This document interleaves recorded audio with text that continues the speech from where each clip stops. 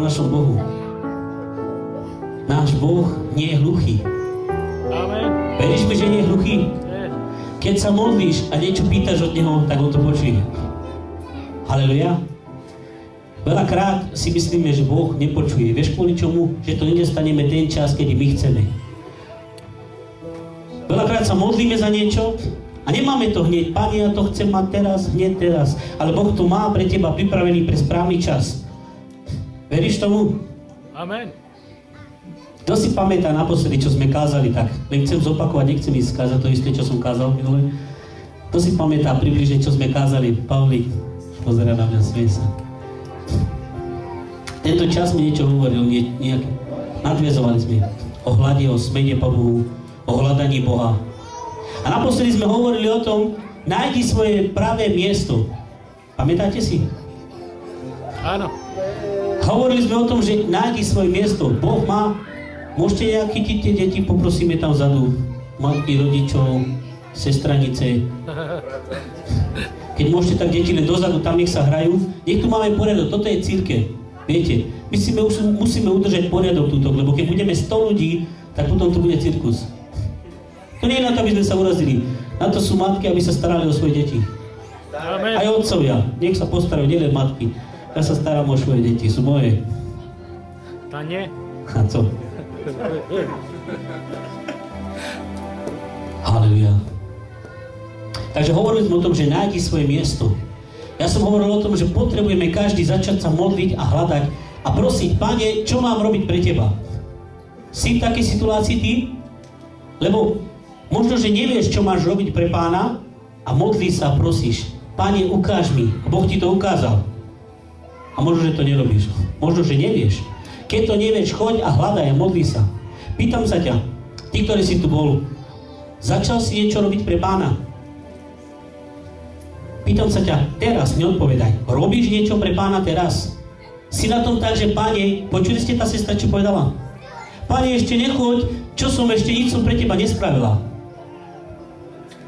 Toto sa mi ľúbi, to som dávno nepočul. Pane, ešte som nič pre teba nespravila. Neprichádzaj. Takže keď sa trápiš a keď robíš niečo pre Pána a trápiš sa a platíš a robíš, dávaš svoj čas do toho, je to také možno aj trápenie a robíš to pre Pána, dostaneš veľkú odmenu za to. Amen. Ale máš to taký pokoj v srdci, že keď niečo robíš pre Pána. Ale pýtam sa ťa, si spokojný tak, jak si? Si spokojný takýmto systémom, jak žiješ? Ja nehovorím teraz o tvojej perfekcii, ale aby si sa pohol, aby si sa zobudil, aby si povedal, Pane, tu som, chcem niečo pre teba robiť.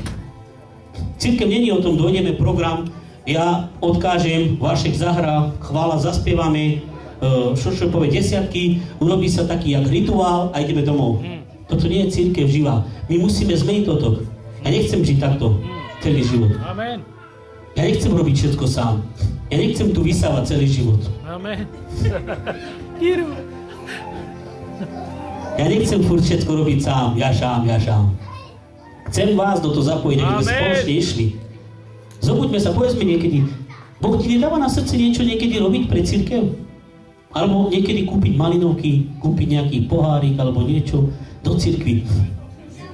Chápeš? Niečo sme tu, ja viem, že sme sa o tom ešte nebavili, ale o tom je cirkev. Cirkev je rodina.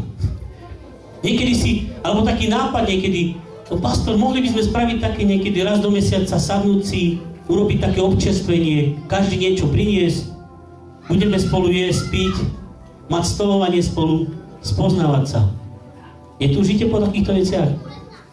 Netúžite stretnúť sa a hovoriť, naplánovať si niečo a vyraziť von? Ja sám to nedokážem, ja to sám nemôžem urobiť. Ja chcem, aby si začal premýšľať, nemusíš teraz hneď sa rozhodnúť. Doma skús začať premýšľať a modliť sa, Pane, čo mám robiť pre teba?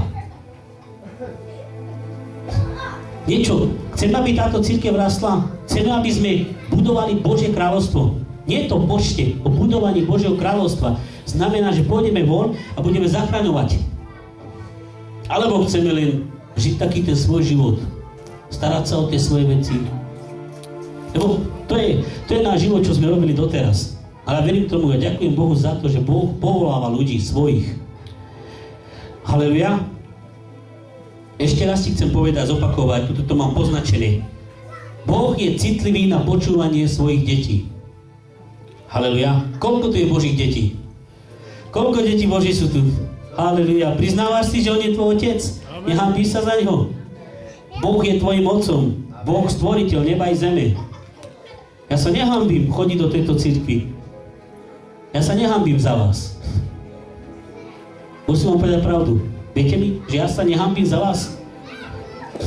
Možno veľa ľudí povedia o tejto cirkvi, táto cirkev ide tak a to, ale ja vám poviem, že táto cirkev bude cirkvou, kde budú ostatné cirkvi len pozerať a budú hovoriť, jaj, čo sa tam deje. Nehovorím o pýche, hovorím o nej veci. Jaj, jak tam Boh koná. Došlo proroctvo, povedali, príde čas, že ľudia z ostatných krajín budú sem chodiť, aby sa pozerali, čo sa tu deje. Amen. Také zázraky sa tu budú diať. Hluchí budú počuť, slepí budú vidieť, chromy budú chodiť, tancovať. Halleluja. Halleluja. Toto Boh hovorí, aby sme išli a hovorili. Dvakrát Boh poslal služobníkov k nám. Choďte, kážte evanjelium. Boh hovorí skrze sny. Dokedy máme čakať? Halleluja. OK, ešte raz sa pýtam. Chceš slúžiť Bohu? Amen. Chceš byť Boží služobník? Pozrite sa, inde rastú cirkvi. Na základe čoho rastú? Na základe čoho tam je život? Robia niečo spoločne. Je tam láska a robia to spoločne. Je tam jednota. Majú jeden cieľ. Musíme mať cieľ, aby sme išli za niečím. Halleluja. Pozrite, tento malý, ako zaujíma Božie slovo. Jo. Sedí tuto vpred a počúva. Z toho bude mocný Boží služobník. Amen. Boh chce, aby sme naozaj naše deti učili takýmto spôsobom. Sedia teraz a počúva Božie slovo, jak dospelý človek. A to je dobré. Halleluja. Chceš robiť niečo pre Pána?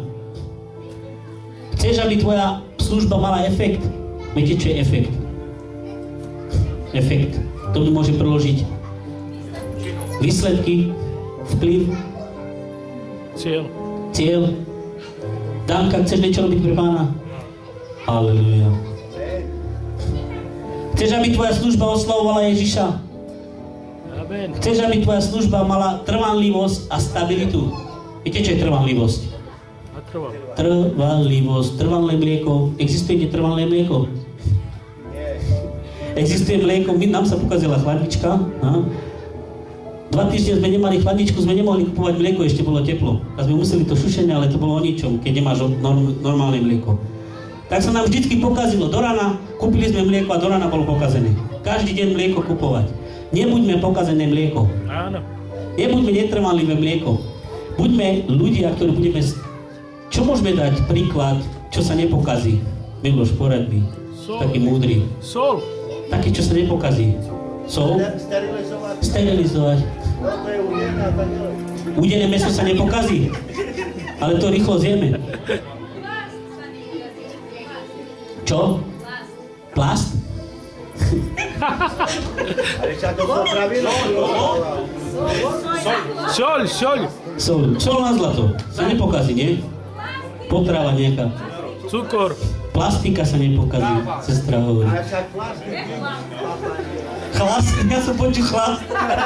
Áno, chlast sa nepokazí aj 1000 rokov. Ale však slivovica sa nepokazí. To je. Takže buď slivovica. Nepokazí sa slivovica? Dobre, tak dajme príklad. Buď slivovica. Víno, čím ďalej je, čím je staršie, tak tým je lepšie. To je to dobrý príklad. Takže kto chce byť víno? Ja chcem byť víno. Ja čím ďalej, chcem byť lepšie na tom, chcem lepšie chutiť. Nie kyslo ako citrón. Halleluja. V cirkvi sú 2 skupiny ľudí v dnešnej dobe. Počúvajte teraz. Jedna skupina ľudí hľadá Boha kvôli tomu, čo dokáže. A druhá skupina ľudí hľadá Boha kvôli tomu, kto je.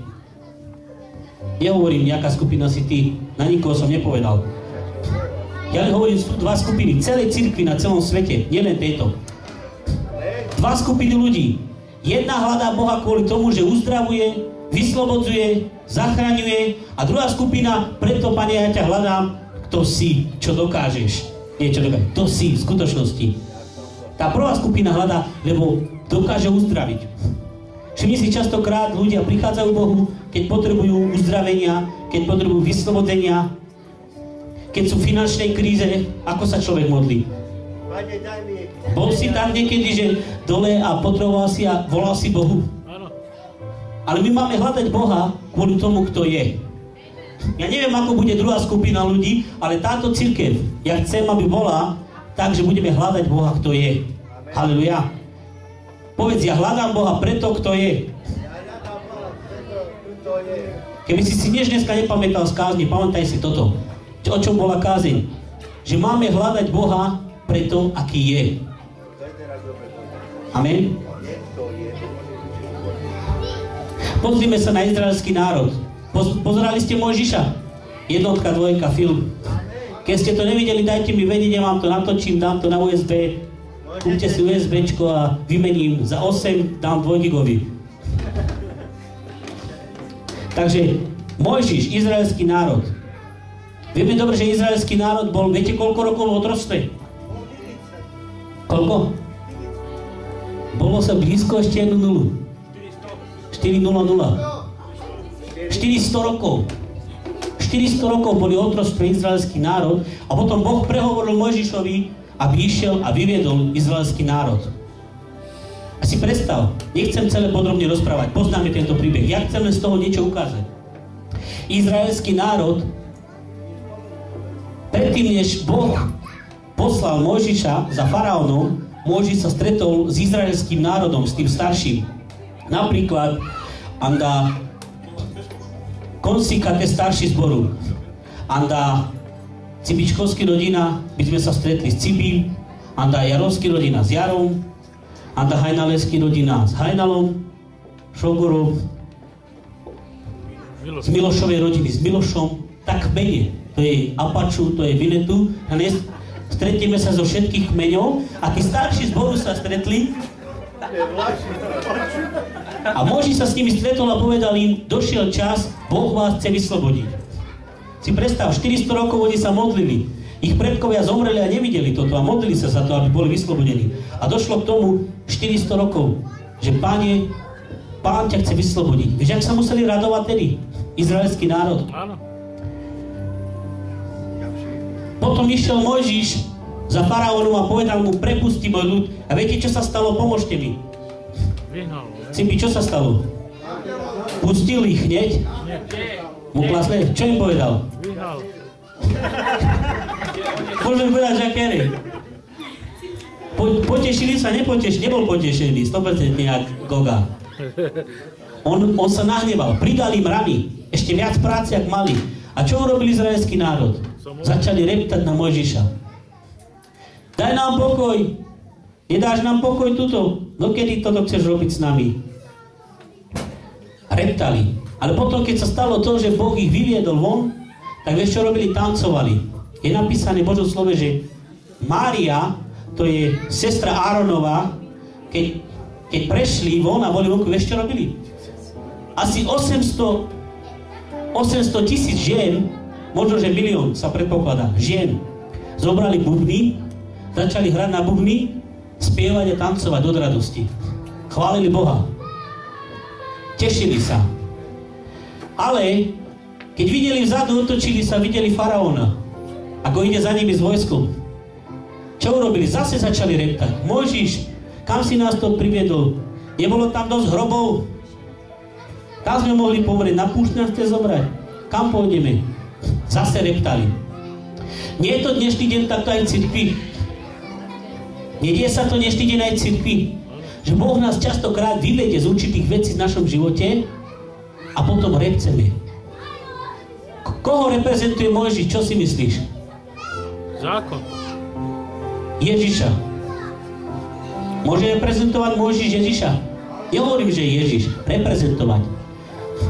Kto nás vyťahol z otroctva? Ježiš. Ježiš povedal faraónovi, diablovi povedal, je koniec. Prepusti môj ľud. Urobil to na kríži. A sme slobodní. A častokrát Ja už som bol v takom bode, že som sa vrátil do sveta. Úplne som bol naspäť vo svete. Bol takto niekto? Ako kresťan, ako veriaci človek, ktorý som poznal Božie slovo, som bol vo svete. Naspäť. Vieš kvôli čomu? Som si povedal, bolo mi tam lepšie. Tam mi bolo lepšie. Lepšie sa mi darilo tam. A tak som sa vrátil naspäť. Až do určitého bodu, keď Boh zase ku mne hovoril. A Boh ma priviedol naspäť. Ja verím tomu, že viacerí z nás sme boli takto, nielen ja.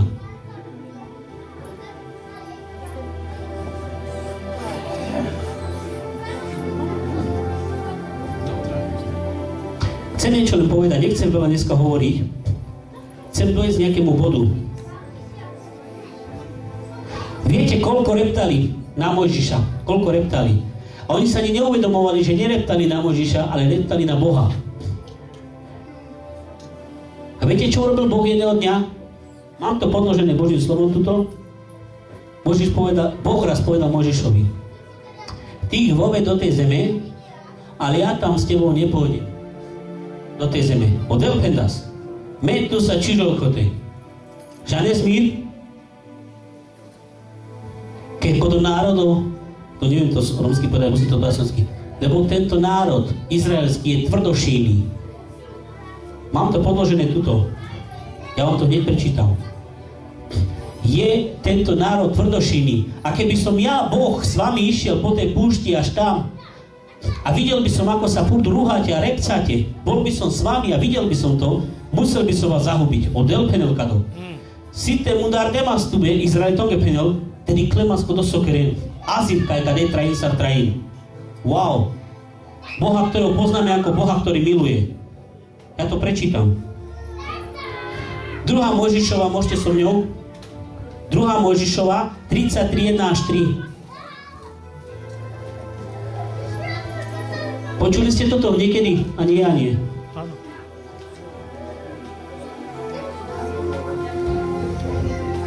Túto Mojžiš, chcem, aby ste to videli, aby ste nepovedali, že som klamal.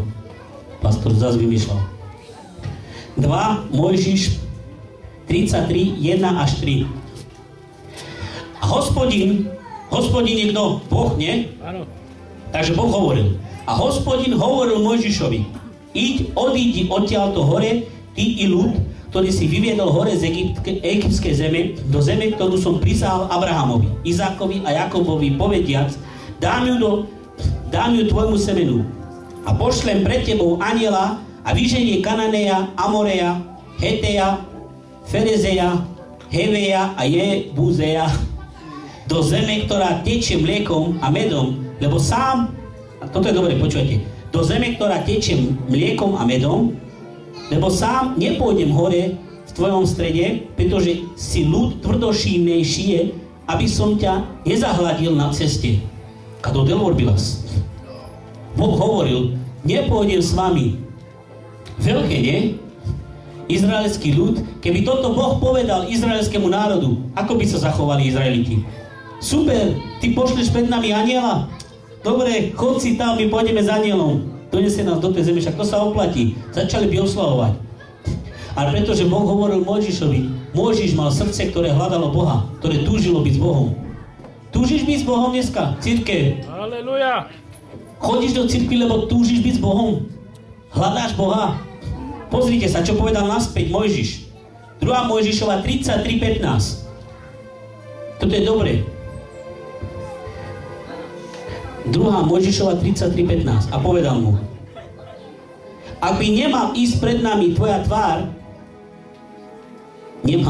ak by nemal ísť pred nami tvoja tvár, nevyvádzaj nás hore odtiaľto. Vieš si predstaviť, že čo povedal Mojžiš? Kto mi to vysvetlí teraz? Chcem, aby si bol so mňou. Devlam, ten na žasa tumanca, najgerma katkarakanat. O Mojžiš pendas. Najgerma, a kde tu kito kaj sa so Mojžiš? O Mojžiš sa spe púšťa. A žanesar sa spe púšťa. Ko te nazvali so strojov pe Coca-Cola. Te što stuke strojov, ande du korony a vidíte Coca-Cola. Bol len na púšti, kde žili z toho, čo im dával Boh zázračne. A Boh im povedal, to bol ako te pendon. O Mojžiš, Devlam me federes merou ca de pe puștio s-ar tejav, an de codipu, ca si sa, ca si miștimo, s-ar tava biciro, s-ar tava biciri prezenția. Ați ardem o să vorbi? Cam este trais bi e prezenția acolo de uleschi? To dobro opýtam. Chceš žiť bez Božej prítomnosti? Pozrite sa, Mojžiš radšej odmietol ísť. A viete dobre, že Mojžiš nevošiel do zasľúbenej zeme. Kvôli čomu neišiel? Lebo Boh s nimi neišiel tam. Bol anjel, ktorý išiel pred nimi a došli do zasľúbenej zeme. Toto hovorí Božie slovo. Častokrát my ideme svojou cestou, ale nežiadame, Bože, Ty buď s nami.